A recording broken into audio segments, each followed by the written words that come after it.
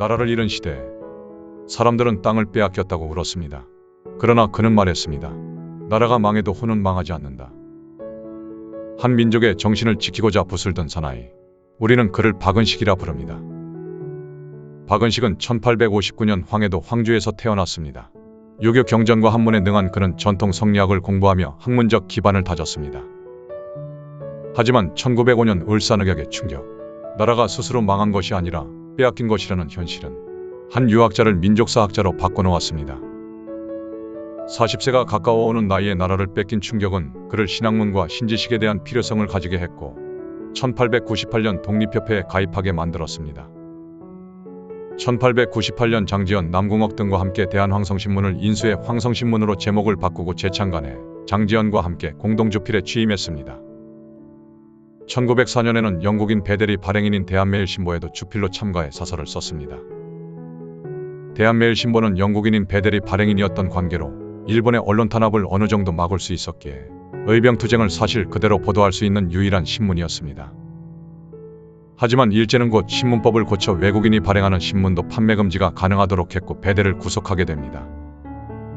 그리고 배델에 이어 신문사를 맡았던 배델의 비서인 만엄은 1910년 통감부에 신문을 팔아넘겼습니다.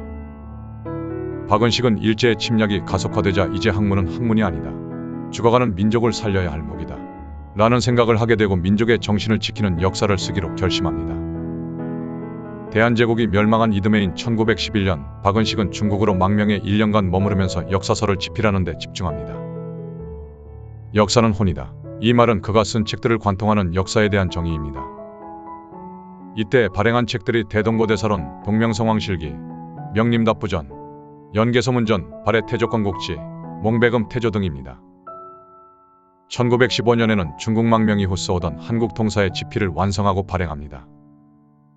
한국통사는 우리나라가 일제의 식민지로 전락한 과정에 초점을 맞춰 쓰여졌으며 독립운동과 의병들의 활동을 높이 평가하고 그 정신이 영원할 것임을 천명했습니다. 한국통사에서 그는 말합니다.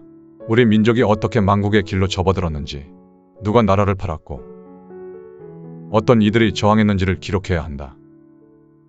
이 책은 단순한 역사서가 아니었습니다.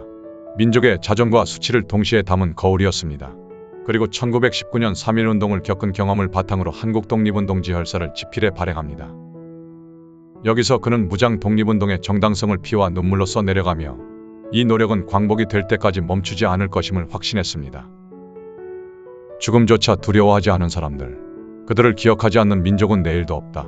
그가 역사서를 쓰는 이유는 바로 나라를 뺏긴 민족의 저항의 기록을 후세에 남기기 위해서였습니다. 박은식은 역사를 통해 민족의식을 일깨웠습니다. 그의 사학은 기록이 아닌 투쟁, 사료가 아닌 정신을 중심에 두었습니다. 1925년 임시정부는 파벌싸움으로 뒤숭숭한 시기를 맞이합니다. 그리고 이승만이 탄핵된 뒤 국무총리를 맡고 있던 박은식은 제2대 대통령으로 추대됩니다. 당시 이승만이 주도하던 구미위원회는 실질적으로 임시정부와 분리된 채 독자적 활동을 해 독립운동의 일원화를 방해하고 있었습니다.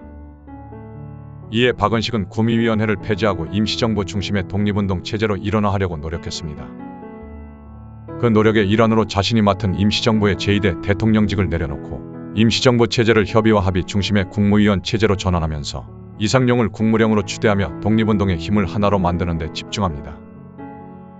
박은식은 꿈은 조선의 독립을 맞아 광복사를 쓰는 것이었습니다. 하지만 1925년 11월 인후염이 심해진 그는 67세의 나이로 세상을 떠났습니다. 그는 죽음을 앞두고도 독립을 위해 동지간의 애증친소에 구별이 없어야 됨을 강조하며 모두 힘을 모아 독립을 이룰 것을 당부했습니다. 상해에 묻던 그의 유해는 김영삼 정부의 임정효인 유해 봉헌 사업에 따라 사후 68년 만인 1993년 송환되어 국립묘지에 안장되었습니다. 그는 붓으로 싸웠고 정신으로 버텼으며 그 기록은 지금까지도 살아있습니다. 오늘날 우리가 사용하는 혼, 민족정기라는 말의 뿌리에는 박은식이 있습니다. 그는 말합니다. 나라를 빼앗긴 건 몸을 빼앗긴 것이요. 역사를 잃은 건 혼을 빼앗긴 것이다. 우리는 항상 우리 자신들에게 자문해야 합니다. 우리의 혼은 안녕하십니까?